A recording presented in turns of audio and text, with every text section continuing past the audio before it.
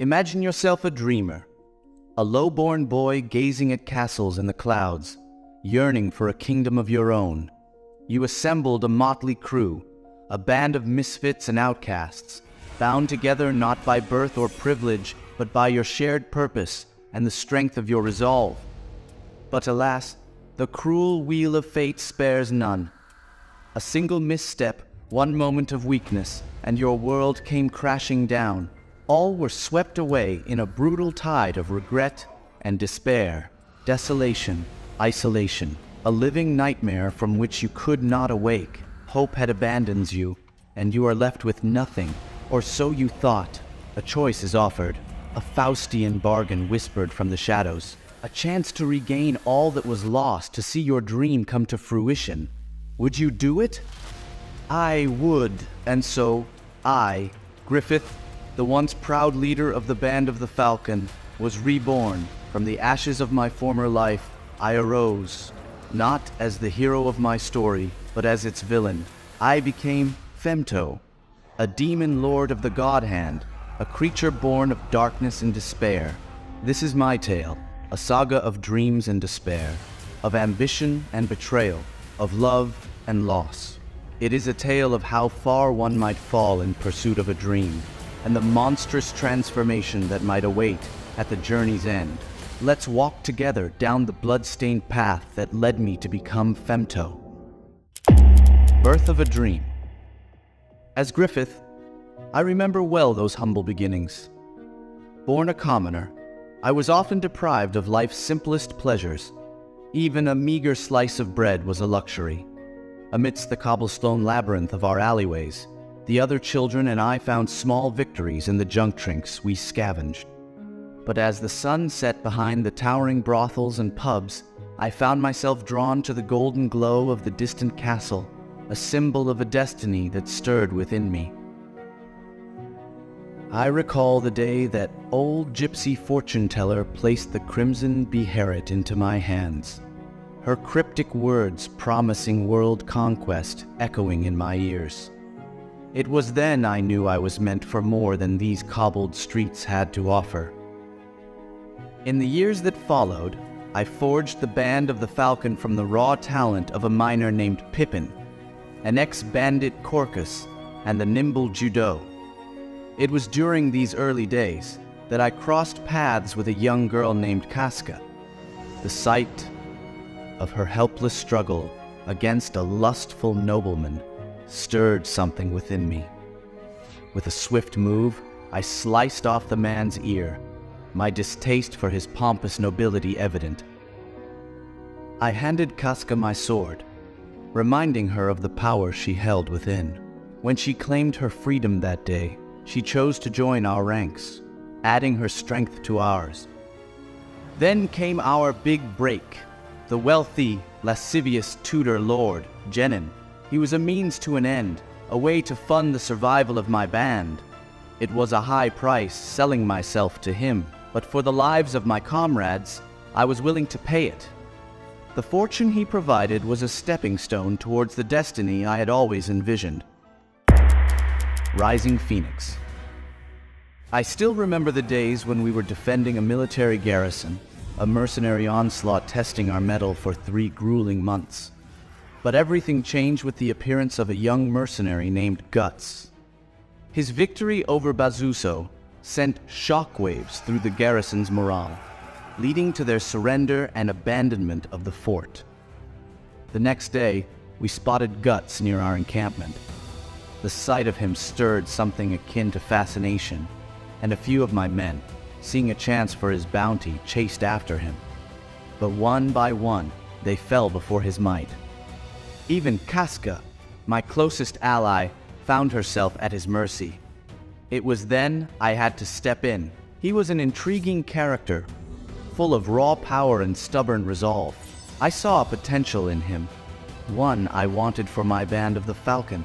So I brought him to our camp, had Casca tend to his wounds, and once he was conscious, offered him a place among us. But Guts was not an easy man to persuade, and he challenged me instead. His terms were simple. If I could defeat him in a sword fight, he would join us. If not, he would return the wound I had dealt him. Accepting his terms, I found myself engaged in a dance of blades with him. In the end, I outmaneuvered him, claimed his arm, and with that, his allegiance to our band. As I watched him crumble to the ground, I knew our fates were now intertwined. The unseen bond. 3 years passed in a flash, and we, the band of the Falcon, found ourselves defending the Midland Army against the Black Ram Iron Lance Heavy Cavalry. Our triumph led to full-time enlistment in the kingdom's war against Tudor, and as a reward, I was knighted and granted the title of Viscount. Finally, I was stepping into the world of nobility, inching closer to my dream.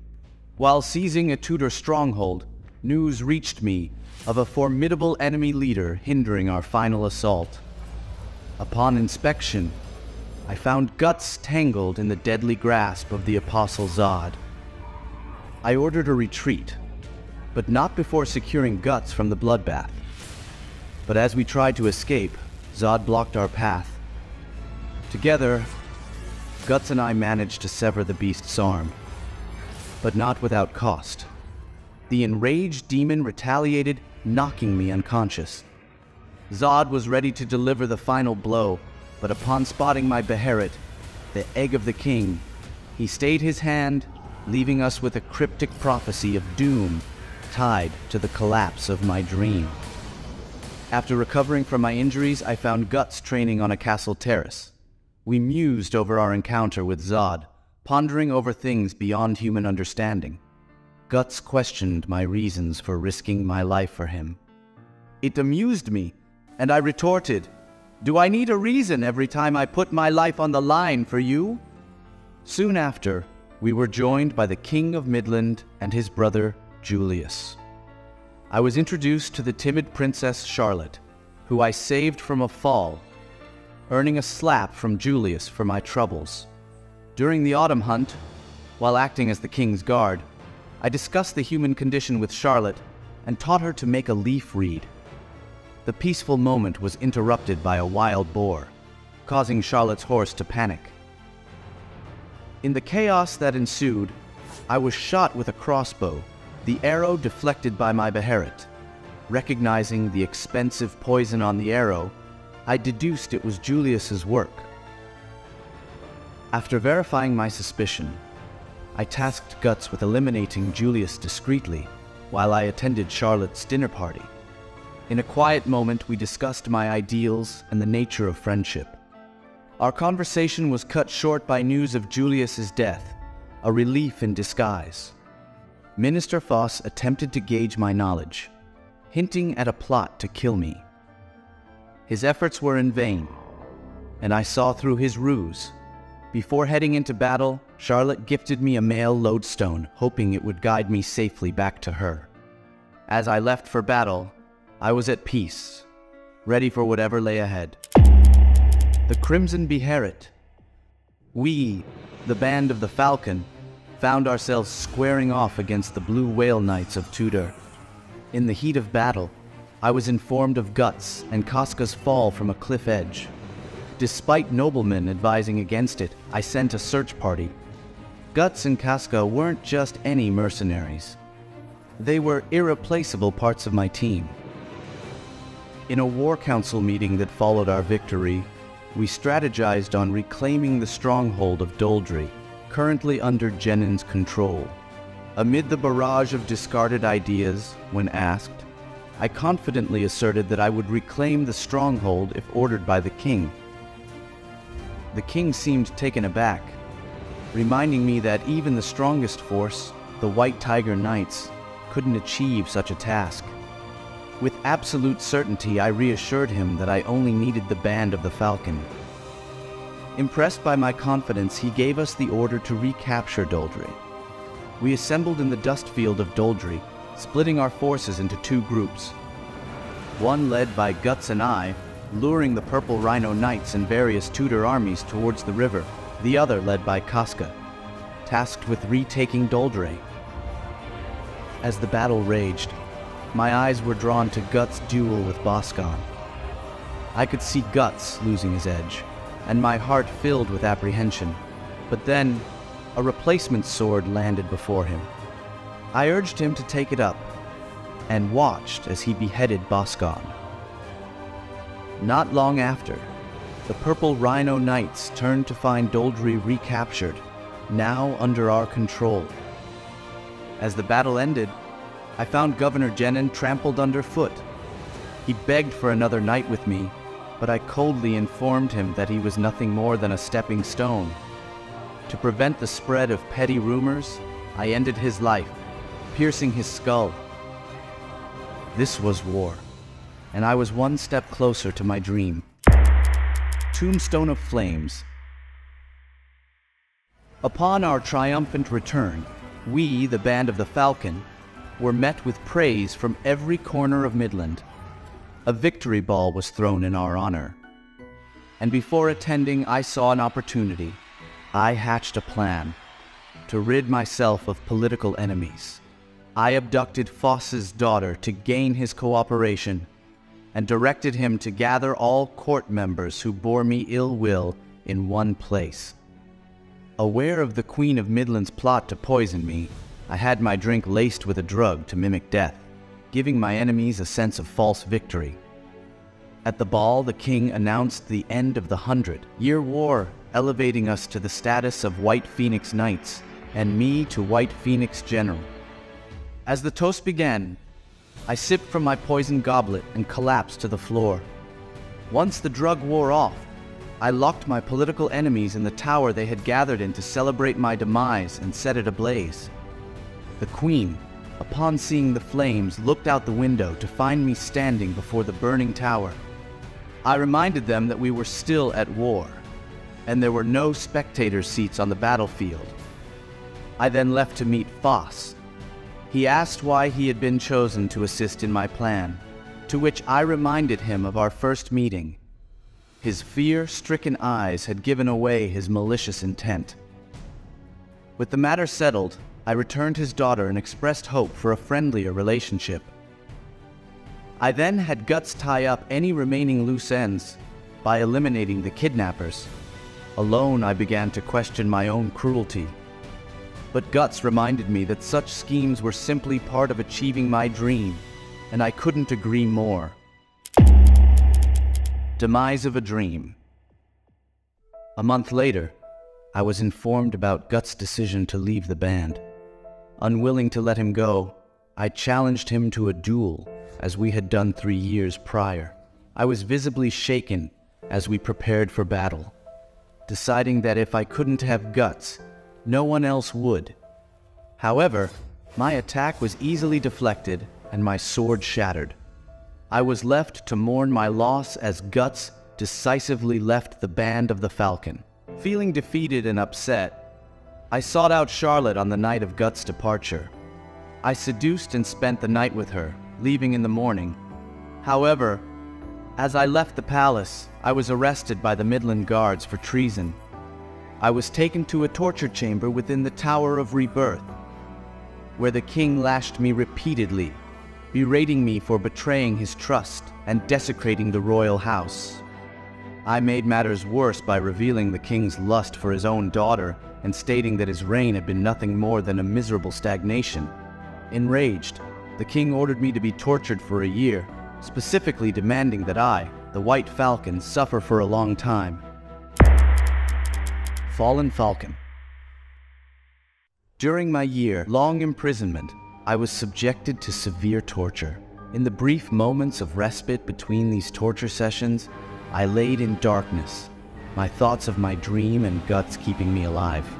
During this time, I experienced visions of demonic figures referring to me as the blessed king of longing and claiming kinship, promising to meet me at the right time and place. A year later, a rescue team, including Guts, Casca, Judeau, and Pippin, with Charlotte's assistance, arrived to free me from the tower. I woke up to the sight of a grieving Guts. Without hesitation, I weakly tried to strangle my former comrade, but stopped when I saw the regret in his eyes. After the jailer revealed the details of my torture and was killed by Guts, the group fought their way through a battalion of Midland soldiers before escaping underground. In the sewers of Wyndham, we were attacked by a group of 5 Bakiraka assassins sent to kill me. After eliminating 4 of the assassins and escaping the capital through the sewers, the rescue team retreated to a nearby farm. We soon left the farm, heading towards the Midland border, only to realize we were being pursued by the Black Dog Knights. Despite numerous traps, the Black Dog Knights kept on our trail until we confronted them. As the battle unfolded and Guts began to overpower their leader, Wild, I could only watch from the sidelines, unable to even hold a sword. When it appeared Guts had finally defeated Wild, the beast rose again, grabbed me, and exposed the extent of my injuries. Wild insisted that any hope of a return to former glory under my leadership was futile, and demanded that I summon the God Hand. However, he was disappointed to discover that I no longer possessed the Crimson Beherit. As a result, Wild decided to kill me, but Zod intervened, killing the Dog Knight, and informed me that my Crimson Beherit would soon return to me before departing. Upon reaching the Midland border, the band of the Falcon came to terms with my injuries and accepted that I would never fight again. When Casca came to change my bandages, I forced myself onto her. Initially, she resisted, but eventually, she hugged me out of pity. Shortly after, I overheard a tender moment between Guts and Casca, during which I learned that they had heard my description of a friend at Primrose Hall and heard Casca urge Guts to leave again if he truly considered himself my friend. Eclipse. Following a vision of my former self, I found the strength to take an unattended horse carriage and aim for the castle that had always been in my dream. Eventually, the cart crashed into a lake, and in the brief moment of flight, I envisioned a life with Casca before reality set in, and I landed in the water. Stripped of everything I held dear, I tried to finish myself on a sharp tree root but failed, only managing to inflict a minor wound on my neck. As I sat by the water, unable to end my life, my Beherit emerged from the lake bed. The blood from my neck contacted the Beherit, which began to animate. As the band members following me drew near, a solar eclipse began and demonic figures approached. Without the ability to warn them, we were suddenly transported to another dimension. As I was helped up by Guts, the demons announced that we were at the site of the eclipse. The 4 members of the god had emerged from the depths of the dimension and welcomed the band of the Falcon to their nocturnal festival, revealing that my ascension into their ranks was predestined by causality. It was disclosed that my rebirth as a demon of the God Hand would require a sacrifice, one that I would ultimately will myself. I was then taken into the deepest recesses of my consciousness, where I was reminded of my dream and the lengths I once went to achieve it. Seeing the metaphorical mound of corpses responsible for my rise, I realized that ceasing their accumulation would mean the death of my dream. Understanding who I truly am and realizing that Guts was the only one who made me forget my dream, I accepted the consequences of my choice and declared I sacrifice. As a result, all of my comrades were branded. A massacre then began, with almost all of the band members being brutally killed as sacrifices for my ascension. Meanwhile, I became incorporeal, descending into the abyss, where I gained a deeper understanding of human nature, causality, and the role I was to play in the designs of the Supreme Being that the God Hand served. After all were gone but Guts and Casca survived, I emerged in my new form as Femto, the 5th member of the God Hand. I descended towards Guts, and without hesitation, began to humiliate Casca in front of him, forcing him to watch. After I finished with Casca, the Skull Knight intruded upon the eclipse. I used my newfound powers to create a barrier of demons around the intruder, but the Skull Knight managed to escape the temporal junction unscathed, taking Guts and Casca with him. Despite this, the God Hand hailed my birth and concluded the Eclipse by ushering in an age of darkness. An age when every darkness shall eclipse light. At the edge of this story, you find me, Griffith, reborn as Femto, an entity from the abyss, seated on a throne I yearned for in another life. My story is not one of redemption, but of a transformation born from despair. Once a beacon of ambition and hope, I bartered my humanity for a crown cast in shadows. The castle that existed in my dreams now pierces the sky, not forged in the fires of victory, but in the echoing screams of the friends I sacrificed. My dream has been realized, but the journey to it is paved with the fragments of bonds I shattered. My story serves as a chilling warning. Pursuing dreams is a noble endeavor, but one must tread cautiously on the path of ambition, for it is riddled with dangerous crossroads. My life, my rise, my fall, my rebirth as the shadow that is Femto, exemplifies the price of unbounded ambition, a potent warning resonating through the annals of time. My name may be etched into the annals of the God Hand, but my tale will forever haunt the hearts of those who once knew me. So here, we part ways. I am Griffith, the white falcon who soared too high, only to plummet into the abyss, forever enshrouded in the darkness of Femto. My tale will endure, a spectral echo, a cautionary whisper, carried by the winds of ambition.